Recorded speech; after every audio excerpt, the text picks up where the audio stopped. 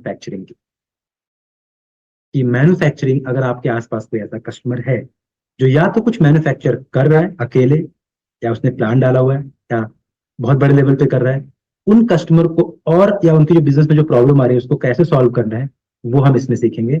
और ये जो कोर्स है इसमें मैं आपको चैलेंजेस बताऊंगा, किस तरह के चैलेंजेस आते हैं, उस इस कोर्स में उस चैलेंजेस का सोल्यूशन भी अवेलेबल है।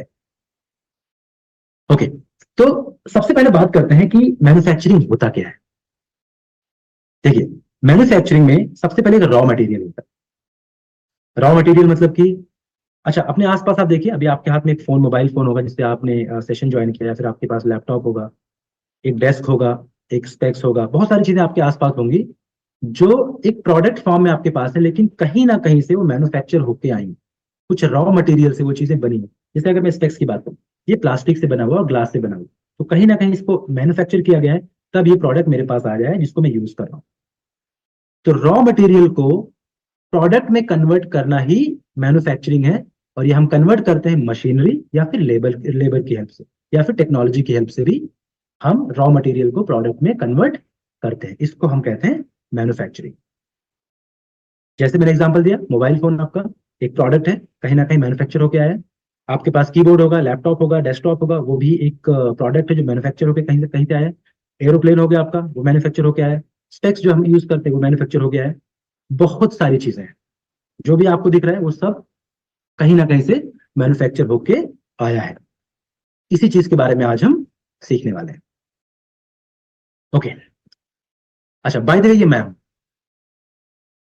ये जो पिक्चर आपको दिख रही है 2014 की, आज से 10 साल पहले, जो मेरे बड़े भाई हैं, वो मुंबई में एक मैन्युफैक्चरिंग यूनिट चलाते हैं, छोटा सा। ये उनका कारखाना इसको हम बोलते हैं, जहाँ पे कुछ मशीनें लगी हुई हैं। तो वहाँ पे यान होता है, धागे होते हैं, उस धागे से, देखिए मेरे पीछे अगर आप देख रहे होंगे तो वहाँ बंडल रखा हुआ कपड़ों का, इस तरह से वहां पे कपड़े बनते हैं। और फिर इन कपड़ों पे डाइंग डाइंग होता है, इस पे वॉशिंग होता है, फिर इस पे कलर पेंट होता है, इस पे इसको कलरिंग की जाती है, फिर ये स्टोर तक जाता है, फिर ये बाकी अलग अलग कपड़ों में कन्वर्ट होता है। मतलब एक एक यान से, अच्छा, जो यान की मैं बात करूँ, धागे की बात करूँ, वो भी कहीं से मैन्युफैक्चर होकर आया है, फिर यहाँ आता है, फिर यहाँ से वो मशीनों में कन्वर्ट होता है। प्रॉब्लम ये थी कि जब मेरे भैया ने ये बिजनेस स्टार्ट किया मैन्युफैक्चरिंग का, तो लोग, उनको ये तो पता था कि ठीक है, यहाँ यहाँ पे बजट, कुछ पैसे लगा दो और यहाँ पे अर्निंग आनी शुरू हो जाएगी। लेकिन इस बिजनेस को स्केल कैसे करना है, या जो इस बिजनेस में चैलेंजेस आते हैं उसको कैसे सॉल्व करना है, जैसे मैन पावर, सबसे बड़ी प्रॉब्लम होती है मैन पावर की। दूसरा, अगर लाइट वहां पे चली गई या कुछ प्रॉब्लम हो गई या मशीन में हल्का से भी खराब हो गया तो डाउन टाइम आ जाता है, मतलब लोग बैठे रहते हैं, काम नहीं करते हैं। अब अगर सोचो, एक 12 घंटे या 24 घंटे मशीन चल रही होती है, उसमें अगर 2 3 4 घंटे 5 घंटे डाउन टाइम आ जाए, तो उसमें ओनर को बहुत सारा लॉस होने वाला है। ये चीज भैया को पता नहीं थी, इसकी वजह 2 3 सालों के अंदर अंदर ही उनका ये जो प्रोडक्शन था वो बंद हो गया। ठीक ऐसे ही मतलब जहाँ पे, बाय द वे, मैं मुंबई से बिलोंग करता हूँ, तो वहां पे हमारे घर के पास एक नवीन स्पोर्ट्स वेयर करके हैं, नवीन भाई हैं। वो क्या करते हैं ना, ये मैं 6 7 साल पहले की कहानी बता रहा हूँ। उनका एक छोटा सा स्टोर है जहाँ पे 4 5 मशीनें लगी हुई हैं, और वो स्पोर्ट्स टी शर्ट्स और लोअर बनाते हैं, बड़ी अच्छी क्वालिटी के बनाते हैं। मतलब इवन मैं आज भी उनके लोअर टी शर्ट यूज करता हूँ, स्पोर्ट्स वाले, बहुत अच्छा बनाते हैं। अभी कुछ दिनों पहले मैं मुंबई गया था, लास्ट अक्टूबर नवंबर में। जब मैं वहां गया ना, तो मैंने देखा आज भी उनके पास वही 4 लोग काम कर रहे हैं, और वो वही कटिंग करते हैं, वही सब कुछ करते हैं। तो मैंने पूछा, नवीन भाई, ये मतलब अभी तक आपने बढ़ाया नहीं? बोले, सब कुछ सही तो चल रहा है, इतनी अर्निंग ठीक है। या फिर वो मुझसे बोल रहे थे कि इसको कैसे आगे बढ़ाना मुझे तो पता ही नहीं है, 4 लोग हैं, ठीक है, ज्यादा रखता हूँ तो बहुत सारी प्रॉब्लम होती। ठीक ऐसे ही जस्ट उनके ही पास में एक थे लतीफ शूज वाले, वो लेदर के और नॉर्मल जो रैगजीन के शूज बनाते थे। 7 8 साल पहले जब मैं उनसे मिला था, तब भी 2 3 4 लोग उनके यहाँ काम करते थे, आज भी उनके यहाँ उतने लोग ही काम करते हैं। जो उनके बिजनेस में प्रॉब्लम आ रही है ना, उस प्रॉब्लम को वो सॉल्व करना नहीं जानते। अब आप सोचिए, आपके आसपास मेरे भैया जैसे, या फिर नवीन स्पोर्ट्स वेयर जैसे, या लतीफ शू वाले जैसे कितने लोग होंगे, कितने लोगों को ये प्रॉब्लम हो रही होगी। एक तरह से आप उनके लिए ब्लेसिंग है, आप उनकी प्रॉब्लम को सॉल्व करके उनके बिजनेस को और आगे ले जा रहे हैं, उनकी प्रॉफिटेबिलिटी को बढ़ा रहे हैं। अपने आसपास देखिए, बहुत सारा चैलेंज है ऐसा, उसी को आपको सॉल्व कर।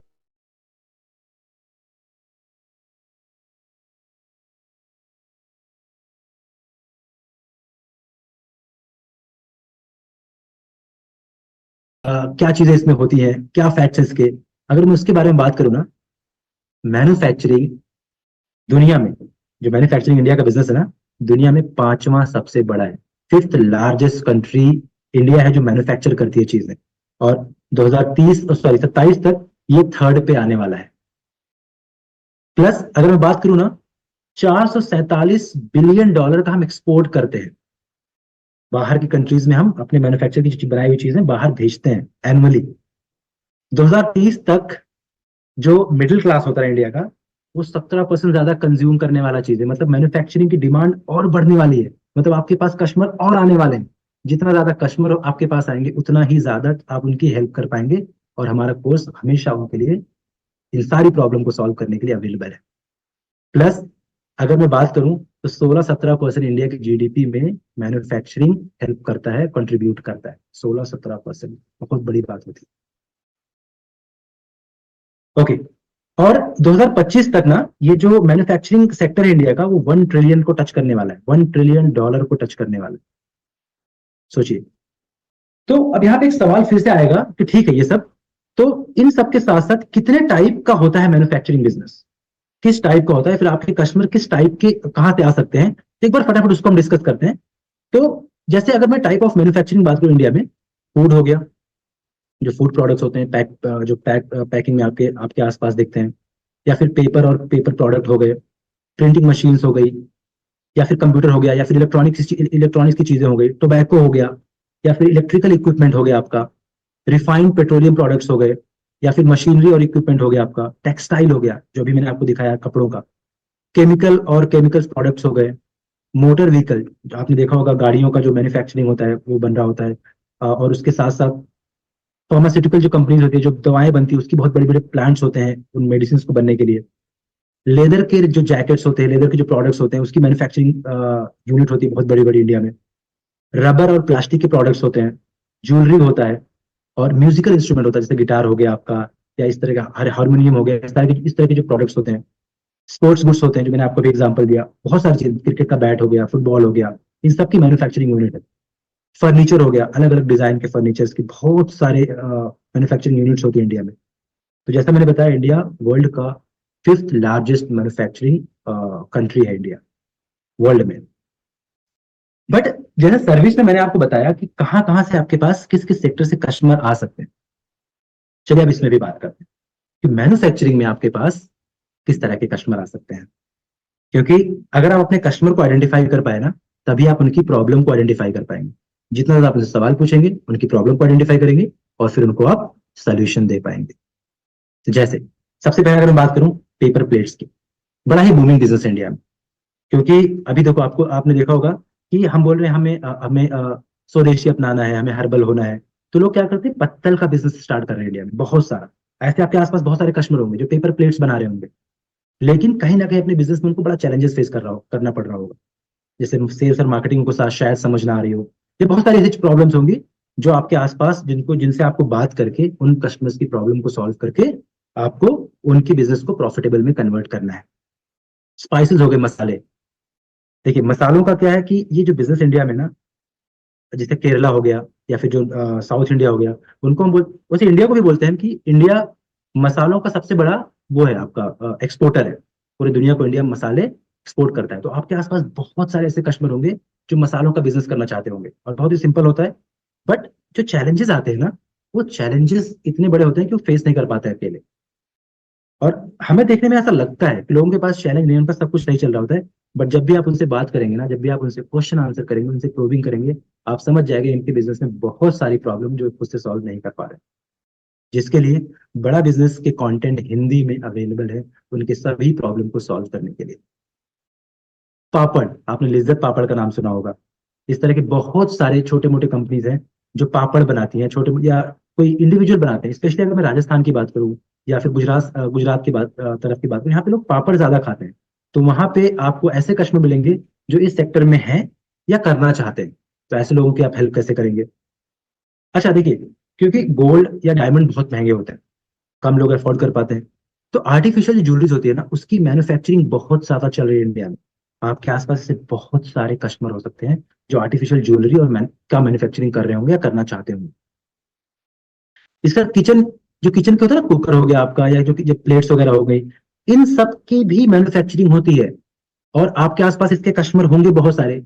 बस प्रॉब्लम ये होगी, छोटे से एरिया तक वो लिमिटेड रह जाते हैं, वो आगे नहीं बढ़ पाते। आपको उनसे बात करनी होगी, उनसे कनेक्ट करना पड़ेगा, और उनकी प्रॉब्लम को सॉल्व करके आपको उनको आगे ले जाना होगा। इसके साथ साथ डेयरी प्रोडक्ट, बड़ी कंपनीज भी अवेलेबल हैं और छोटी कंपनी, जैसे मदर डेयरी की बात करूं मैं, मिल्की मिस्ट की बात करूं, बड़ी कंपनीज हो गई जो डेयरी प्रोडक्ट बनाते हैं। लेकिन लोकल एरिया में भी लोग डेयरी प्रोडक्ट बना के कस्टमर तक पहुंचाते हैं, और ऐसे कस्टमर बहुत सारे आपके पास होंगे। बस उनको ये समझ में नहीं आ रहा कि इस एक छोटे से एरिया में तो कर पा रहे हैं, आगे कैसे ले जाए। बहुत सारे चैलेंज फेस करते हैं वो, लोगों को कैसे हायर करें, वेस्ट होने से कैसे बचाएं, अपना जो जो जो उनका प्रोडक्ट, उसको जो रॉ मटेरियल उसको वेस्ट होने से कैसे बचाएं, ये सारी चैलेंजेस फेस कर रहे हैं वो। उसके लिए ये कोर्स अवेलेबल है, आप उनको गाइड करेंगे उसमें। उसका कैंडल मेकिंग हो गया, तो मोमबत्ती का बिजनेस भी इंडिया में बहुत है। बहुत सारे कस्टमर आपको ऐसे मिलेंगे जो तो करना चाहते हैं या कर रहे होंगे। पोल्ट्री फार्मिंग, पोल्ट्री फार्मिंग भी, स्पेशली अगर मैं बात करूं यूपी साइड में, या फिर आपको ये एमपी साइड में, महाराष्ट्र साइड में बहुत चलता है ये सब। जिसमें लोग एग्स एग्स का मैन्युफैक्चरिंग करवाते हैं, आपका ये जो मुर्गी पालन होता है सारी, ऐसे बहुत सारे होंगे। लेकिन वो एक लिमिटेड एरिया में रह जाते हैं, उसको आगे मतलब कन्वर्ट नहीं कर पाते। ऐसे कस्टमर से आपको बात करनी होगी। आइसक्रीम मैन्युफैक्चरिंग, देखिए अगर मैं बात करूं बड़ी कंपनीज की, मदर डेयरी हो गया या फिर क्वालिटी हो गया, इस तरह की जो कंपनीज हैं, वो तो बड़े लेवल पे कर रही है। वो शायद आपको, वैसे कस्टमर शायद आपको ना मिले, वैसे कस्टमर शायद आपसे ना डिस्कस करें। लेकिन बहुत सारे छोटे छोटे भी लोग हैं जो अभी जैसे स्टार्ट कर रहे हैं, या फिर छोटा सा उन्होंने सेटअप डाला हुआ है आइसक्रीम बनाने का, अलग अलग नाम से। लेकिन उस एक छोटे से प्रोडक्शन को वो ब्रांड में कन्वर्ट नहीं कर पा रहे। और ब्रांड में कैसे कन्वर्ट करना है, या इस तरह के जो चैलेंजेस आते हैं, उसका सोल्यूशन हमारे पास इस कोर्स में अवेलेबल है। बेकरी का बिजनेस हो गया, लोग छोटे एरिया में भी करते हैं, जैसे पाव हो गया, या फिर जो बहुत सारी चीजें हो गई, जो रस हो गया, वो लोग छोटे लेवल बनाते हैं। बड़ी कंपनी इसमें इन्वॉल्व तो है ही है, छोटे लेवल भी लोग बनाते हैं। आपके आसपास बहुत सारे ऐसे कस्टमर्स हैं जो आपके पास आएंगे भी। आपने जो निरमा की कहानी सुनी होगी, विवेक सर के चैनल पे उन्होंने एक इस पे केस स्टडी बनाया हुआ था कि कैसे उन्होंने एक घर से साबुन और डिटर्जेंट बना के आज निरमा इतनी बड़ी कंपनी बन पाई है। तो ये जो साबुन और डिटर्जेंट डिटर्जेंट है, ये घर पे बनाया जा सकता है, इसकी मैन्युफैक्चरिंग की जा सकती है। और आपके पास ऐसे बहुत सारे कस्टमर होंगे जो ऐसा करना चाहते होंगे, या कर रहे होंगे। तो इन कस्टमर्स की भी आप हेल्प कर सकते हैं यहाँ पे इस कोर्स के थ्रू। हैंडमेड क्राफ्ट हो गया, बहुत सारे ऐसे लोग होंगे, जैसे फॉर एग्जाम्पल मान लीजिए कि एक जैसे मीनाक्षी जी हैं। अब मान लीजिए एक कस्टमर है मीनाक्षी जी, वो क्या कर रही हैं, वो स्वेटर बड़ा अच्छा बुन रही है, बड़ा डिजाइनिंग स्वेटर बुन रही है, और उसका प्राइस मार्केट में अच्छा है। और प्रॉब्लम ये है कि वो एक दो दिन में या तीन दिन में एक स्वेटर बुन पा रही है। अब मार्केट में उसे सेल करना है, तो क्या क्या चैलेंज वो फेस कर रही हैं, वो प्रॉब्लम भी आप हमारे इस कोर्स के थ्रू सॉल्व कस्टमर की कर सकते हैं। टॉयज मैन्युफैक्चरिंग हो गई, जो खिलौने बनाते हैं। उसके बाद फर्नीचर मेकिंग हो गया। तो इस तरह के बहुत सारे कस्टमर आपके आसपास होंगे, जो आपके आसपास बहुत सारे प्रॉब्लम के साथ मौजूद है, बट आपको उनको ढूंढना है। उनको आपको ढूंढना है और उनकी प्रॉब्लम्स को आपको सॉल्व करना है। फिर से रिपीट कर रहा हूं, आप बिजनेस के डॉक्टर हैं, आप एडवाइजर हैं। जब आपको ये सारी चीजें पता होंगी ना, डिटेल में पता होंगी, तभी कस्टमर को आप पे बिलीव होगा कि जब इस एडवाइजर को इतनी सारी चीजें पता है, तो वो मेरी प्रॉब्लम को सॉल्व कर सकते हैं। और जब आप उन्हें 7 स्टार का कोर्स ऑफर करेंगे, देखिए सर इसमें ये चीजें हैं, आपकी सारी प्रॉब्लम का सोल्यूशन यहाँ पे अवेलेबल है, तो बस उसे इतना बोलेगा, मजा आया। अच्छा, तो अब जैसे मैंने अभी आपको बताया, मैन्युफैक्चरिंग इतने सारे कस्टमर आ सकते हैं। कि मैन्युफैक्चरिंग का प्रोसेस होता है, रॉ मटेरियल से लेके कस्टमर के हाथ में प्रोडक्ट तक। एक रॉ मटेरियल है, उसको कैसे हम कस्टमर तक पहुंचाते हैं, उसका प्रोसेस क्या होता है, कस्टमर आपसे पूछेगा। और ये बताने का मेरा पर्पस भी यही है कि जब आप उसे डिटेल में बताएंगे ना कि क्या प्रोसेस है, तब वो आप पे और ट्रस्ट करेगा, तब उसको लगेगा इसको नॉलेज है इस चीज की। तो सबसे पहले हम लेते हैं रॉ मटेरियल। जब रॉ मटेरियल आ गया, हमने प्लांट लगा लिया, मशीनरी कर ली, तो हमने उसका प्रोडक्शन किया। प्रोडक्शन के बाद हमने उसकी पैकेजिंग करी, एक प्रोडक्ट बन गया, हमने उसको पैकेज करा। उसके हमने उसको लेबल में कन्वर्ट किया, उसको हमने उस पर हमने लेबल लगा दिया। अच्छा देखिए, कुछ कंपनीज होती हैं जो सिर्फ मैन्युफैक्चर करती हैं, और दूसरी कंपनीज अपना लेबल लगा के अपना पैकेजिंग करके मार्केट में प्रोडक्ट सेल करते हैं। जैसे आजियो की अगर बात करूं मैं, जो आजियो है ना, आजियो एप्लीकेशन है, रिलायंस का है, मुकेश अंबानी का। वो क्या करती हैं, अलग अलग मैन्युफैक्चरिंग यूनिट से कपड़े बनवाती हैं, उसकी पैकेजिंग और लेबलिंग अपना लगाती है और मार्केट में आजियो के थ्रू या फिर स्टोर पे भी जो रिलायंस स्मार्ट है, जो रिलायंस ट्रेंड्स है, उसमें वो सेल करती है, या फिर जो रिलायंस सेंट्रल हो गया उस पर वो सेल करती है। कुछ ऐसे भी हैं कंपनीज जो खुद ही रॉ मटेरियल इकट्ठा करती हैं और उसके बाद प्रोडक्ट में कन्वर्ट करके कस्टमर तक पहुंचाती भी हैं। जैसे फॉर एग्जाम्पल सैमसंग की बात कर लो, सैमसंग अपने फोन खुद बनवाता है, इवन उसका प्लांट अभी नोएडा में आपने देखा सुना होगा, अपने प्रोडक्ट खुद बनवाता है और कस्टमर तक खुद ही पहुंचाता है। तो दोनों तरह के कस्टमर आपके पास आ सकते हैं। एक, जैसे अगर मैं एग्जाम्पल मान लो कैंडल का एग्जाम्पल ले लिया, एक ऐसा आपके पास कस्टमर है जो कैंडल बनाता है, अगर मोमबत्ती बनाता है, वो बना के पैकेजिंग भी वही करता है, अपने उसने खुद का एक ब्रांड भी बना लिया, लेबल लगा लिया, और लॉजिस्टिक के थ्रू उसने क्या किया, वेयर हाउस तक पहुंचाया, फिर स्टोर तक पहुंचाया, और फिर वहां से वो कस्टमर तक उसने पहुंचाया। और एक ऐसा भी हो सकता है जो सिर्फ बना के दूसरे कंपनीज को बल्क में सेल कर रहा है। दोनों तरह के कस्टमर को बहुत सारे चैलेंज आते हैं। उन कस्टमर की प्रॉब्लम को आपको सॉल्व कैसे करना है, इस कोर्स में वो चीज अवेलेबल है। प्रोसेस बताने का यही रीजन था कि आपको पता हो कि पूरा प्रोसेस कैसे काम करता है। जब आपको पता होगा तब आप अच्छे से कस्टमर की हेल्प कर पाएंगे। मैंने मोमबत्ती का एग्जांपल दिया, चलिए कुछ केस स्टडी समझते हैं। मैं यहाँ पे 2 केस स्टडी आपको समझाऊंगा। एक मैं अगरबत्ती लूंगा कि अगरबत्ती कैसे बनती है, रॉ मटेरियल कहाँ से आता है और कैसे बनता है, और दूसरा एग्जाम्पल मैं लूंगा गारमेंट्स का। अगेन ये दोनों केस स्टडी बताने का अगेन यही पर्पज है कि आप जब कस्टमर की चीजें बताओगे ना, कस्टमर का ट्रस्ट आप पे और बनेगा कि आप एक सही एडवाइजर हो, आपको सब कुछ आता है। तो अगर मैं अगरबत्ती का केस स्टडी लूं, बट सबसे पहले उसका मार्केट साइज समझ लेते हैं कि अगरबत्ती अगर है तो मतलब अगरबत्ती कितना बड़ा बिजनेस है, और उससे पहले उसका एक बार प्रोसेस भी समझ लेते हैं। सबसे पहले हम क्या करेंगे, मार्केट रिसर्च करेंगे, बिजनेस प्लान बनाएंगे, प्लांट लगाएंगे, मशीन और रॉ मटेरियल लेंगे, और उसके बाद रजिस्ट्रेशन या लाइसेंस जो गवर्नमेंट से हमें लेना है वो लेंगे, जरूरत पड़ेगी तो। फिर अगरबत्ती मेकिंग प्रोसेस हम फॉलो करेंगे मशीनों के थ्रू, और उसके बाद फिर मार्केटिंग स्ट्रेटजी बनाएंगे, सेल्स स्ट्रेटजी बनाएंगे, और कस्टमर तक हम पहुंचाएंगे। बट ये इंडस्ट्री है कितनी बड़ी, अगर कोई ऐसा हुआ आपके आसपास कोई ऐसा कस्टमर जो इस इंडस्ट्री में है, तो कितनी बड़ी इंडस्ट्री है। तो सबसे पहली बात, इंडिया वर्ल्ड का अगरबत्ती मैन्युफैक्चरिंग में सबसे बड़ी कंट्री है। मतलब सबसे ज्यादा अगरबत्ती इंडिया में ही मैन्युफैक्चर होता है। दूसरी चीज, सालाना जो प्रोडक्शन है ना, वो 7,500 करोड़ रुपए का है, अगरबत्ती का। सोचिए कितना बड़ा मार्केट है ये। उसके बाद 5 लाख से ज्यादा एम्प्लॉइज में इन्वॉल्व है, मतलब 5 लाख एम्प्लॉइज को रोजगार देता है ये। और बाहर हम 750 करोड़ से ज्यादा की अगरबत्ती हम बाहर भेजते हैं। तो अब क्योंकि मैंने आपको बताया कि एक केस स्टडी समझते हैं कि कैसे अगरबत्ती का बिजनेस अगर किसी को करना है तो कैसे करेगा। जब आप कस्टमर के साथ ब्रेनस्टॉर्मिंग करेंगे, उसकी प्रॉब्लम को सॉल्व करेंगे, तो सबसे पहले आप उसे बताएंगे सर आपको मार्केट रिसर्च करना है, लोकेशन क्या है आपका, किस लोकेशन में आप बिजनेस करना चाहते हैं, आपका टारगेट ऑडियंस कौन है। देखिए अगरबत्ती क्या होता है, इंडिया के घर घर में यूज होता है, पूजा के पर्पज से होती है, मच्छर भगाने के पर्पज से होती है, खुशबू के लिए होती है, बहुत सारी चीजें होती है। तो कौन से एरिया में ज्यादा यूज होता है, प्लस उसका मार्केट वहां पे कितना है, और पहले से कितने कितने आपके कॉम्पिटिटर कितने हैं, कितने और लोग वहां पे मैन्युफैक्चर कर रहे हैं, प्लस जहां पे आप बनाओगे वहां से आप स्टोर तक कैसे आप अपनी अगरबत्ती पहुंचाओगे। ये सारी चीजें आप पहले उसके साथ बैठ के मार्केट रिसर्च करोगे। मार्केट रिसर्च करने के बाद एक बिजनेस प्लान बनोगे कि सर देखो, बिजनेस प्लान क्या होता है, ब्लूप्रिंट होता है आपके बिजनेस का। आपको अपना रेवेन्यू मॉडल बनाना है, आपको बजटिंग करनी है, आपको मैन पावर कैसे प्लान करना है कि कितने कितने लोगों की जरूरत है, कितने लोगों की जरूरत नहीं है, किस तरह के लोगों की जरूरत है वो आप प्लान करोगे। तो ये सारी चीजें बिजनेस प्लान में आता है। डिटेल में जो इन डेप्थ है ना, वो हमारे कोर्स में अवेलेबल है कि ये सारी चीजें हम कैसे करते हैं। उसके बाद आप बताओगे सर आपको एक मैन्युफैक्चरिंग यूनिट लगाना है। अब देखिए अगर बजट है तो आप बड़ा सेटअप डाल सकते हैं, नहीं है अगर बजट, आप घर से भी बना सकते हैं। अभी मैं आपको कुछ सक्सेस स्टोरी बताऊंगा जहां लोगों ने अपने घरों से स्टार्ट किया और आज वो $1 मिलियन की बिजनेस एम्पायर खड़ा कर चुके हैं। तो ये मशीन जो आपके सामने दिख रही है, ऐसा अगर आपके पास बजट है तो 2-3 आप लगा सकते हैं, या फिर घर से भी बना सकते हैं मैनुअली, या फिर अगर आप ज्यादा बजट आपको अलाउ कर रहा है आपके बिजनेस प्लान के अकॉर्डिंग, तो आप मैन्युफैक्चरिंग प्लांट लगा सकते हैं, या आप अपने कस्टमर को बताओगे ऐसा, अगर कोई ऐसा करना चाह रहा है और कोई ऑलरेडी इसमें है, उस कस्टमर को क्या क्या चैलेंजेस फेस हो रहे हैं, उस चैलेंजेस को भी आप सॉल्व करोगे इस कोर्स के थ्रू। आप बताओगे कि इस कोर्स में सारी चीजें अवेलेबल हैं हिंदी में। ठीक है, प्लांट लग गया।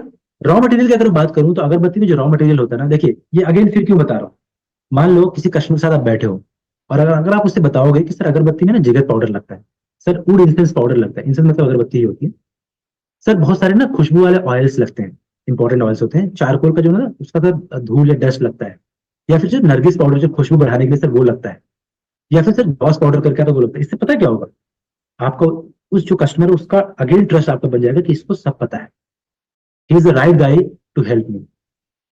जब आप इतनी सारी चीजें बताओगे तो एंड में जो मार्केटिंग और सेल्स की स्ट्रेटजीज होती हैं, इसके लिए हमारे देखो कई सारे सेशन आपके साथ यहाँ पे इसी इम्पैक्ट चैंपियंस ट्रेनिंग में भी हो चुका है, और हमारे पास उसके कई सारे कोर्सेज अवेलेबल है। इसमें मैं कवर नहीं कर रहा हूँ, बस आपको इतना बता रहा हूँ कि कई सारे स्ट्रेटजीज हैं जिसके थ्रू अगर आपने वो कोर्स सॉरी आपने अगरबत्ती बना लिया तो उसको कैसे कस्टमर तक पहुंचाना है। क्योंकि बनाना तो ठीक है, सेटअप करके आपने बना लिया, जब तक आप बेचोगे नहीं तब तक अर्न कैसे करोगे, यही क्वेश्चन आपका कस्टमर आपसे पूछेगा। तो आप उसको कैसे बता सकते हैं कि सर आप लोकल जो सेलर्स होते हैं या डिस्ट्रीब्यूटर्स होते हैं उनके साथ आप टाई अप कर सकते हैं, बहुत सारे इंसेंटिव दे सकते हैं, डिस्काउंट्स दे सकते हैं। और डिटेल में जानने के लिए सर 7 स्टार का हमारा एक कोर्स अवेलेबल है जिसमें सब कुछ है, सारी प्रॉब्लम का सोल्यूशन है हिंदी लैंग्वेज में। अभी मैंने आपको बताया कि अगरबत्ती जो मैंने आपको बताया केस स्टडी, तो मैं आपको कुछ कुछ इसमें सक्सेस स्टोरीज बताऊंगा कि किन लोगों ने घर से स्टार्ट किया, अपने घर से, और आज बहुत बड़ी अगरबत्ती मैन्युफैक्चरिंग कंपनी तक पहुंचे। सबसे पहले आपने एक नाम सुना होगा, साइकिल प्योर अगरबत्ती, ये मोस्टली साउथ में चलता है, मैसूर साइड में। बट आज ये बहुत बड़ी ऑर्गेनाइजेशन है, या यूं कहूँ तो इंडिया के टॉप 3-4 में ये कंपनी आती है अगरबत्ती बनाने में। जो उनके फाउंडर थे उनका नाम था एन रंगा राव। बड़ी बड़ी अमेजिंग इनकी स्टोरी है। 8 साल के थे तभी इनके फादर की डेथ हो गई थी, 8 साल की। और जो ये बिलोंग करते थे ना, मतलब टीचर्स पुरोहित इस फैमिली से बिलोंग करते थे। घर वालों ने कहा कि कोई जॉब कर लो या ऐसा कुछ कर लो, तो इन्होंने क्या कहा, बहुत सारे जॉब चेंज किए लेकिन कुछ बन नहीं पा रहा था। फिर इन्होंने क्या किया, दादी की हेल्प से घर में अगरबत्ती बनाना स्टार्ट किया, घर में। और आज ये कंपनी 1700 करोड़ एनुअली टर्नओवर करती है, प्लस 75 से ज्यादा कंट्रीज में अपने अगरबत्ती को एक्सपोर्ट करते हैं। और इन्होंने 1000 करोड़ से ज्यादा, मतलब $12 बिलियन, सॉरी 12 बिलियन अगरबत्ती इन्होंने सेल करी है, जिसकी वैल्यू थी 1000 रुपए, 1000 करोड़ रुपए। तो ये घर से इन्होंने किया। अब देखिए ये स्टोरी बताने का फायदा क्या होगा, जब आप कस्टमर से इस चीजें डिस्कस करेंगे ना कि सर देखिए घर से कैसे इन्होंने यहाँ तक का एम्पायर खड़ा किया। मतलब ऐसा नहीं है कि अगर आप आज स्टार्ट करें तो वहां तक नहीं पहुंचेंगे, उसी चीज के लिए सर तो हम हैं, उसी चीज के लिए सर हमारा कोर्स अवेलेबल है। मैं आपको कुछ और सक्सेस स्टोरीज बताता हूँ। आपने एक नाम सुना होगा, MDPH जेड ब्लैक करके, बड़ा ही प्रीमियम अगरबत्ती आता है इनका। फुल फॉर्म होता है इनका मैसूर डीप परफ्यूमरी हाउस, या फिर इसको शॉर्ट में MDPH बोलते हैं। जो इनके फाउंडर थे प्रकाश अग्रवाल। अब 7 साल तक इन्होंने सेल्स की जॉब करी एक टेक्सटाइल कंपनी में, 7 साल तक। लेकिन जॉब और बिजनेस दोनों में बहुत डिफरेंस है, उन्होंने जॉब छोड़ दी। बट घर वाले अगेंस्ट थे, घर वाले ने कहा जॉब ही करो, बिजनेस में कुछ नहीं रखा। तो इन्होंने साबुन बनाया, इन्होंने डिटर्जेंट पाउडर बनाया, इन्होंने हेयर ऑयल बनाया, कई सारी चीजें अपने घर में मैन्युफैक्चरिंग करी, बट सब फेल हो गए। एक दिन इनकी दादी ने कहा इनको कि बेटा तू कभी भी मैन्युफैक्चरिंग बिजनेस में सफल नहीं होगा, जा चुपचाप जॉब कर ले। इन्होंने इस चीज को चैलेंज लिया, एज अ चैलेंज ले लिया प्रकाश अग्रवाल जी ने। इन्होंने कहा नहीं दादी मैं करूंगा। 1992 में इन्होंने घर से MDPH नाम की एक छोटी, मतलब नाम उन्होंने रखा नहीं था, जैसे उन्होंने ये अगरबत्ती बनाना शुरू किया 1992 में। और आज 650 करोड़ का इनका सालाना टर्नओवर है। सोचिए, घर से स्टार्ट किया और आज साल का इतना 650 करोड़ का इनका टर्नओवर हो रहा है। तीसरा अगर मैं सक्सेस स्टोरी दूं वो है चामुंडी अगरबत्ती का। अब जो चामुंडी अगरबत्ती है ये भी बड़ी ही इंटरेस्टिंग स्टोरी इनकी भी है कि कांतिलाल परमार जी थे इनके फाउंडर। अब जो कांतिलाल परमार जी थे इन्होंने 2003 में अपने भाई के साथ घर पे बनाना शुरू किया अगरबत्ती। बहुत सारे चैलेंज आए, वही कि लोकेशन पे उनकी अगरबत्तियां सेल नहीं हो पा रही हैं, बहुत सारे चैलेंज आए, लेकिन ये दोनों भाई इसमें डटे रहे। उनको लगा था कि अगरबत्ती इंडिया में सेल होगी और आगे तक जाएगी, और इन्होंने कंटिन्यू अगरबत्ती बना, दोनों भाइयों ने मिलकर बनाया बनाया बनाया। आज इनका जो मंथली टर्नओवर, एनुअली टर्नओवर है वो 20 करोड़ से ज्यादा का हो रहा है। ऐसे ही एक कंपनी है गुलमोहर इंसेंस प्राइवेट लिमिटेड, इसके फाउंडर हैं अमित कुमार शर्मा और पुष्पेंद्र बाघे, इन दोनों ने भी कंपनी स्टार्ट करी थी 2003 में, और आज, सॉरी 2013 में, और आज ये मैन्युफैक्चरिंग कंपनी भी घर से स्टार्ट होके एक बड़े लेवल पे काम कर रही है और लगभग हर तरह का अगरबत्ती बना रही है, चाहे धूप बत्ती हो गई, पूजा की बत्ती हो गई, मच्छर भगाने वाली हो गई, हर तरह की। ये जो मैंने आपको सक्सेस स्टोरीज बताई ना, ये जब आप अपने कस्टमर को सुनाओगे ना, तब उससे वो कनेक्ट करेगा, तब उसे रियलाइज होगा, हाँ जब ये लोग कर सकते हैं ना, तो जो भी मेरे बिजनेस में चैलेंजेस में फेस कर रहा हूँ ना, मैं भी उसको सॉल्व करके आगे बढ़ सकता हूँ। और उसमें आप हेल्प करोगे, आप कस्टमर की हेल्प करोगे इस कोर्स की हेल्प से। आप इसका प्लीज एक बार स्क्रीनशॉट ले लीजिए, ताकि आप भी अपने कस्टमर को ये सारी चीजें रेफर कर सकें, बता सकें। ठीक है। अच्छा, अब बात करते हैं दूसरे केस स्टडी की। मैंने बताया था ना आपको, एक अगरबत्ती की हमने बात करी, एक हम गारमेंट्स की बात कर लेते हैं, कि अगर कोई आपका ऐसा कस्टमर आ गया जो गारमेंट इंडस्ट्री में मैन्युफैक्चरिंग यूनिट ओपन करना चाह रहा है, तो वो कैसे करेगा? सबसे पहले अगेन मार्केट रिसर्च करेगा, मार्केट में क्या अपॉर्चुनिटी है वो समझेगा, एक प्रोडक्ट फाइनल करेगा। जैसे मान लो कि मैं सिर्फ जीन्स बनाऊंगा, या मैं सिर्फ जैकेट बनाऊंगा, या मैं सिर्फ लोअर बनाऊंगा, स्पोर्ट टी शर्ट बनाऊंगा, तो उसको पहले एक अपना पोर्टफोलियो, प्रोडक्ट का पोर्टफोलियो चूज करना पड़ेगा, एग्जैक्टली क्या करना चाह रहे हैं स्टार्टिंग में। या हो सकता है आपका कस्टमर ऑलरेडी कर रहा हो, उसको चैलेंजेस आ रहे हैं, चैलेंजेस के बारे में हम बात करेंगे अभी। इसके बाद रॉ मटेरियल कहाँ से लाएगा वो, रॉ मटेरियल का यूज कैसे करना है वो सब देखेगा। मशीनरी और मैन पावर, कितने लोगों की जरूरत है, किस तरह की मशीनों की जरूरत है। मुंबई में, अगर आप में से कोई गया होगा, तो मुंबई में एक जगह है साइन करके। सायन में क्योंकि मेरी वहाँ सिस्टर रहती है, तो वहाँ मैं अक्सर आता जाता रहता हूँ, तो वहाँ पे ना सायन में बहुत सारे ऐसे छोटे छोटे मैन्युफैक्चरिंग कंपनीज हैं, जिनका अपना कोई नाम नहीं है। वो क्या करते हैं, शर्ट्स बनाते हैं, जो हम शर्ट्स यूज करते हैं, बहुत सारे बल्क में बनाते हैं, बहुत सारे उनकी छोटी छोटी मशीनें होती हैं, बहुत सारे लोग उसमें काम कर रहे होते हैं, और दूसरी कंपनीज उस पर अपना लेवल लगा के आगे सेल कर रही होती हैं। तो आप क्या, किस तरह का बनाना चाह रहे हैं, कितनी मशीनों की जरूरत है, कितने लोगों की जरूरत है, वो आप अपने कस्टमर के साथ डिसाइड करेंगे बैठ के। या हो सकता है कोई कर रहा हो, लीगल परमिट लाइसेंस की जरूरत है अगर, तो वो आप कैसे लेना है, प्रोडक्शन कैसे करना है, और सबसे इंपॉर्टेंट सेल्स और मार्केटिंग कैसे करना है। ये एक प्रोसेस होता है गारमेंट का मैन्युफैक्चरिंग यूनिट ओपन करने। तो जब भी कोई ऐसा कस्टमर आपके पास आता है जो करना चाहता है, तो आपको ये चीजें आप ये चीजें उनको बताइएगा। जब आप उनको ये चीजें बताएंगे, तब उन्हें भी ये आइडिया हो जाएगा कि एग्जैक्टली उन्हें करना क्या है। और जो चैलेंजेस वो फेस करेंगे, अगेन बार बार रिपीट कर रहा हूँ, हमारे 7 स्टार कोर्सेज में वो सब चीजें अवेलेबल हैं। गारमेंट्स में अगर मैं कुछ सक्सेसफुल कंपनीज के नाम बताऊं, तो जैसे रेमंड हो गया, आप सभी जानते हैं, बहुत बड़ा ब्रांड है ये, जो खुद ही मैन्युफैक्चरिंग करता है और प्रोडक्ट सेल भी खुद ही करता है। वर्धमान, ये बहुत बड़ी कंपनी है, इवन इंडिया की सबसे बड़ी कंपनी आती है मैन्युफैक्चरिंग, गारमेंट मैन्युफैक्चरिंग में। आलोक इंडस्ट्रीज आपका हो गया, आपका सतलज हो गया, पेज इंडस्ट्रीज हो गया। पेज इंडस्ट्रीज, आपने जॉकी का नाम सुना होगा, तो जो जॉकी ब्रांड है वो इन्हीं का है। अरविंद हो गया, 3 भाइयों ने मिलकर कंपनी स्टार्ट करी थी, बिल्कुल जीरो से स्टार्ट करी थी 1931 में, और आज इतनी बड़ी मैन्युफैक्चरिंग कंपनी बन गई है। उसके बाद आपने सेल ग्रुप का नाम सुना होगा शायद, मैन्युफैक्चरिंग में, ये भी बहुत बड़ी कंपनी है मैन्युफैक्चरिंग बनाने में। तो मतलब ऐसा नहीं है, जब आप अपने कस्टमर को के प्रॉब्लम को सॉल्व कर रहे होंगे ना, जब उनको आप मैन्युफैक्चरिंग के बारे में बता रहे होंगे ना, उस टाइम जब आप सक्सेसफुल कंपनीज के नाम बताएंगे ना, तब वो ज्यादा रिलेट कर पाएगा कि हाँ यार, अगर ये कर सकते हैं स्टार्ट से जीरो से, तो मैं भी कर सकता हूँ। हाँ, उस टाइम जब ये इन्होंने स्टार्ट किया होगा, इनकी ग्रोथ स्लो रही होगी, क्यों? क्योंकि उस टाइम शायद कोई हेल्प करने के लिए अवेलेबल नहीं था। बट आज अपने कस्टमर के पास आप हैं।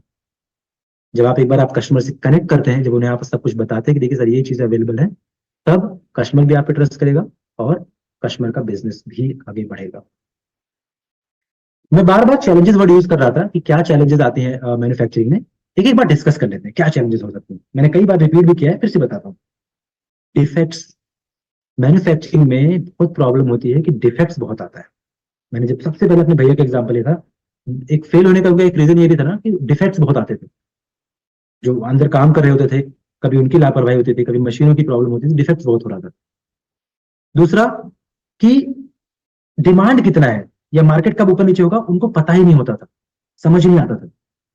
और बहुत सारे मैन्युफैक्चरर हैं जिनको ये प्रॉब्लम होती है, वो ना सोच नहीं पाते कि अच्छा आगे क्या होने वाला है मार्केट में, जिसकी वजह से डिमांड और सप्लाई में गैप होने की वजह से बहुत बड़ा उनको लॉस होने लगता है।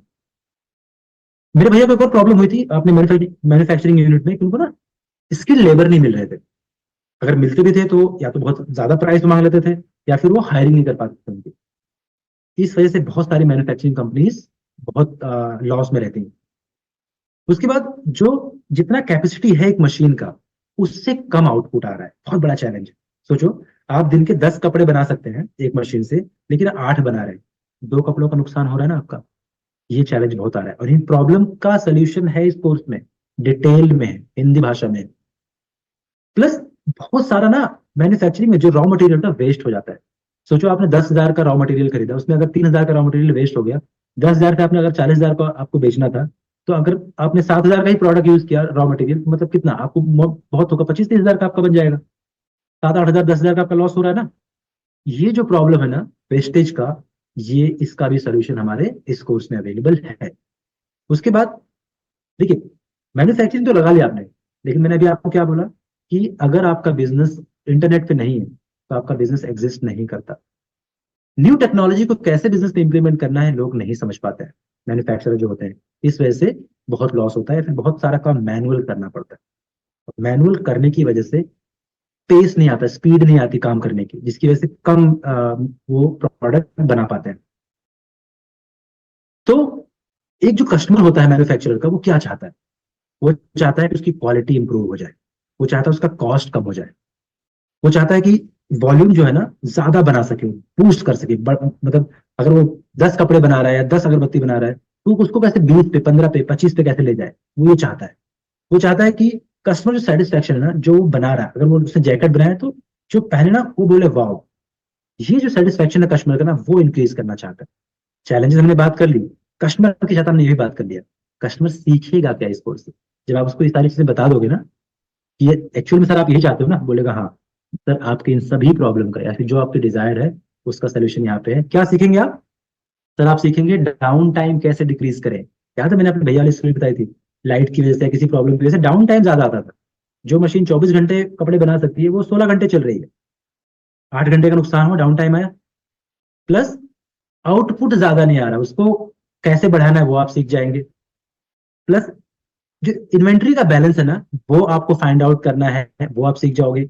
अपना प्रॉफिट आप समझ जाओगे कि कितना आपका प्रॉफिट बन रहा है, कैसे आपको करना है। प्रोजेक्ट मैनेजमेंट, आपका जो पूरा प्रोजेक्ट है वो आप मैनेज करना सीख जाओगे। इसमें आपका जो कस्टमर है, आप उन्हें कस्टमर को बताओगे।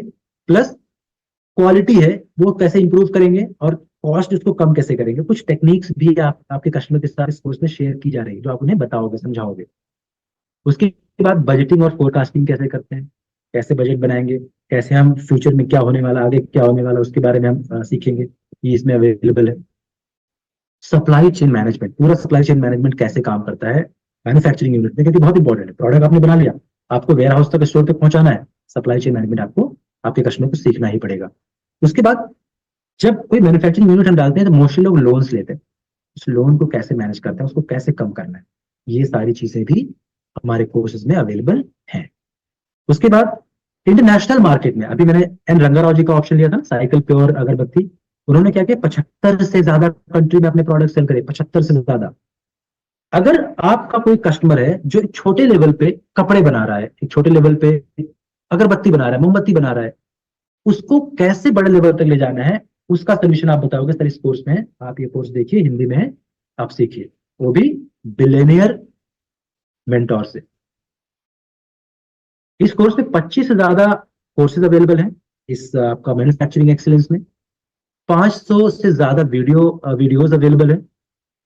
1000 से ज्यादा आपका रीडिंग मटेरियल और असेसमेंट अवेलेबल है आपके कस्टमर के लिए।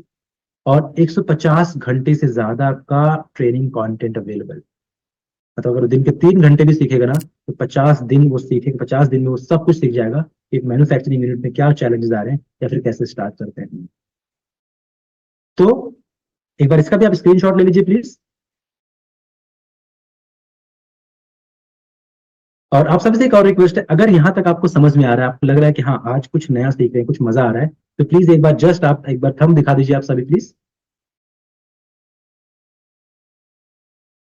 Thank you so much Vikas Verma ji, thank you so much Shailendra ji. जी, आगे बढ़ते हैं हम कि जो हमारे कोर्सेज हैं 25 से ज्यादा, वो क्या कोर्सेज हैं, क्या क्या हम सिखा रहे हैं अपने आपके कस्टमर्स को। वर्किंग कैपिटल कैसे मैनेज करते हैं, एंटरप्राइज रिसोर्स प्लानिंग कैसे करते हैं, फंड रेजिंग कैसे करते हैं, ह्यूमन रिसोर्स मैनेज कैसे करते हैं, डेट मैनेजमेंट कैसे करते हैं, एक्सपोर्ट इंपोर्ट का जो बिजनेस है मैन्युफैक्चरिंग, उसको कैसे मैनेज करते हैं, बिजनेस ऑटोमेशन इसमें है, टाइम मैनेजमेंट इसमें है, नेगोशिएशन स्किल्स है इसमें।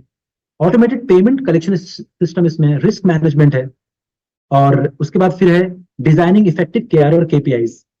जो आपके एम्प्लॉयज काम कर रहे हैं आपके मैन्युफैक्चरिंग में, कंपनी में, उनका आप केआर केपीआईज कैसे बनाते हैं, इन्वेंट्री मैनेजमेंट सिस्टम कैसे बनाएंगे आप, आपका कस्टमर कैसे बनाएगा, आईपीआर ट्रेडमार्क कैसे सेट करते हैं, आईपीआर कॉपीराइट कैसे बनाते हैं, बजटिंग कैसे करते हैं, उसके बाद बिजनेस ऑडिट कैसे करेंगे, आईपीआर पेटेंट कैसे करवाएंगे, ई सॉप्स कैसे देंगे अपने एम्प्लॉयज को, इन्वेस्टर की क्योंकि आपने मैन्युफैक्चरिंग बना लिया है, आपको फंड की जरूरत पड़ेगी। अब अगर आपको फंड की जरूरत है तो इसका मतलब है कि आप कहीं ना कहीं जाएंगे फंड रेज करने के लिए। तो इन्वेस्टर को आपके मैन्युफैक्चरिंग का जो पिच करने का जो डेक है ना, वो इसमें सिखाया जाएगा कैसे आप बनाते हैं। वेंडर मैनेजमेंट कैसे करते हैं, अगर आपने जब आपने मैन्युफैक्चरिंग कर ली, आपने छोटे छोटे वेंडर को अपना कुछ पार्ट आउटसोर्स कर दिया, तो उसको मैनेज कैसे करेंगे, लीन मैन्युफैक्चरिंग कैसे करेंगे, विनिंग लीगल कॉन्फ्लिक्ट, कुछ भी अगर कॉन्फ्लिक्ट होता है लीगल इसमें मैन्युफैक्चरिंग में, तो उसको कैसे आप जीतेंगे, सेल्स की ग्रोथ को कैसे मैक्सिमाइज करेंगे, कैसे आप बढ़ाएंगे कि कम कॉस्ट में ज्यादा प्रॉफिट हो सके, स्ट्रेटजी और एग्जीक्यूशन कैसे करेंगे, रिटेल मैनेजमेंट कैसे करेंगे, लीडरशिप लेसन एनहेंसर का कोर्स इसमें अवेलेबल है, लो कॉस्ट मार्केटिंग एम्पलीफायर इसमें है, peak performance and productivity magnifier इसमें है, हाउ टू स्टार्टअप बूस्टर इसमें है, जो हमारे सर्विस में भी है, दोनों ही बहुत इंपॉर्टेंट चीज है। बिजनेस ऑपरेशन और एक्सीलेटर इसमें है, सप्लाई चेन मैनेजमेंट इसमें है। और आप सीखेंगे कैसे, इसको सिखाने के लिए बिजनेस जो बिलियनियर मेंटोर है वो अवेलेबल है, वो आपको सिखाएंगे। तो जो कुछ भी अभी अभी तक मैंने आपको बताया, आपको मैंने सर्विस के बारे में बताया, आपको मैंने मैन्युफैक्चरिंग के बारे में बताया, आपको मैंने बताया कि क्या चैलेंजेस आते हैं, और प्लस आप क्या क्या इसमें सीखने वाले हैं, और किन से आप सीखने वाले हैं, इतना सब कुछ मैंने आपको बताया इसमें। आपने, आई होप कि आपने स्क्रीनशॉट ले लिया होगा।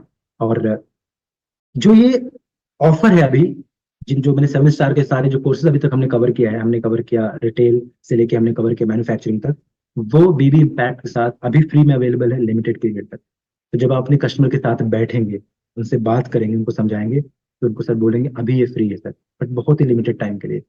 इतना अमेजिंग कंटेंट अभी आपको फ्री मिल रहा है, इसका यूज करिए। और जो भी आपको आपके बिजनेस में आपको चैलेंजेस आ रहे हैं, चाहे वो सर्विस हो, रिटेल हो, या आप फीमेल है बिजनेस कर रही है, कुछ भी हो, उसका सोल्यूशन इसमें अवेलेबल है, और ये फ्री में है अभी लिमिटेड टाइम के लिए। दोस्तों, आई बिलीव कि सेशन आपको बहुत ही अच्छा लगा होगा, और जो आपका फीडबैक है वो जरूर आप शेयर करना। आपके फीडबैक से हम और इम्प्रूव करते हैं आपके लिए, जिससे आपके लिए और अमेजिंग कंटेंट हम ला सकें, जिससे आप सीख के एक बिजनेस के डॉक्टर बन सकें, बेटर डॉक्टर बन सकें, और अपने कस्टमर को आप जो कस्टमर की प्रॉब्लम उसको सॉल्व करके एक सही सोल्यूशन दे सकें। तो आज के लिए इतना ही। Thank you so much and have a good day.